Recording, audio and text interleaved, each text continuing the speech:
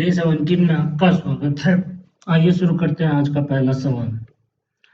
An act of sending and receiving data is called A. Data communication, B. data, C. communication या D. none। तो इसको हम लोग क्या कहेंगे? कम्युनिकेशन। एक्ट ऑफ सेंडिंग या रिसीविंग डाटा, ये क्या कहलाता है? Communication. The exchange of data between two or more networks or connected devices are called the exchange of data.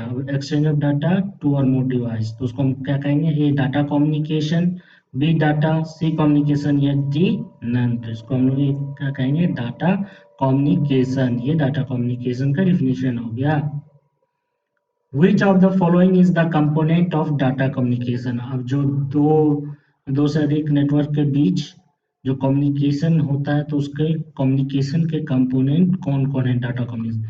A sender और receiver, B message and protocol, C communication media या D all of the above. तो data communicate हो network पे, तो इसके लिए हम लोग को क्या चाहिए? ये होना चाहिए ऑल ऑफ द एबव। एक सेंडर होना चाहिए जो डाटा जैसे मैसेज भेजेगा और एक रूल के थ्रू भेजेगा, और ये जो उसको मैसेज को ले जाने वाला कम्युनिकेशन मीडिया हो गया, और एक रिसीवर जो उसको प्राप्त करेगा।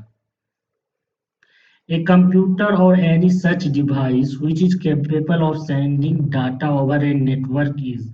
अब कह रहा है वैसा कंप्यूटर या डिवाइस जो योग्य है sending data over a network पे डाटा भेजने के लिए, तो उसको हम लोग क्या कहेंगे? ए protocol, B sender, C message या डी रिसीवर। तो अब जो डाटा भेज रहा है तो उसको हम लोग क्या कहेंगे? सेंडर कहेंगे। ए कंप्यूटर और any such device which is capable of receiving data from the network. अब कह रहा है कंप्यूटर या डिवाइस जो कि केपेबल है प्राप्त करने के लिए डाटा फ्रॉम नेटवर्क, उसको हम लोग क्या कहेंगे? ए protocol, B sender, C message या डी रिसीवर। तो जो रिसीव करेगा वो receiver. The data or information that needs to be exchanged between the sender and the receiver is। अब कह रहा है जो डाटा और इंफॉर्मेशन हम लोग जो एक्सचेंज करते हैं सेंडर और रिसीवर के बीच, उसको हम लोग क्या कहते हैं? A protocol, B sender, C message या डी रिसीवर। तो उसको हम लोग क्या कहते हैं? C message. Set of rules that need to be followed by communicating parties। अब कह रहा है नियमों का वह समूह जो हमको फॉलो करना पड़ता है जब हम कम्युनिकेटिंग पार्टी से बात कर रहे होते हैं, तो उसको क्या कहते हैं? A protocol, B sender, C message या डी रिसीवर। तो उसको हम लोग क्या कहते हैं?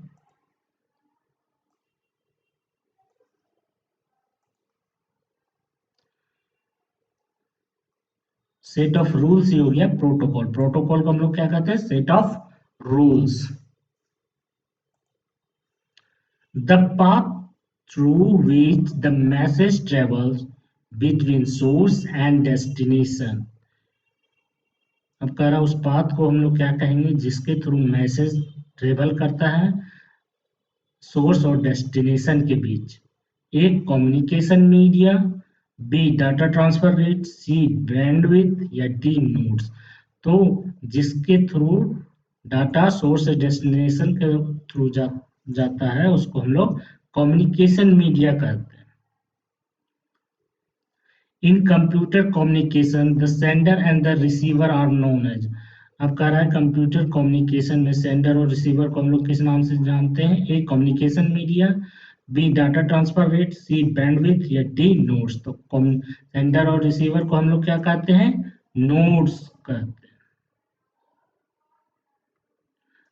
The communication media is also called as.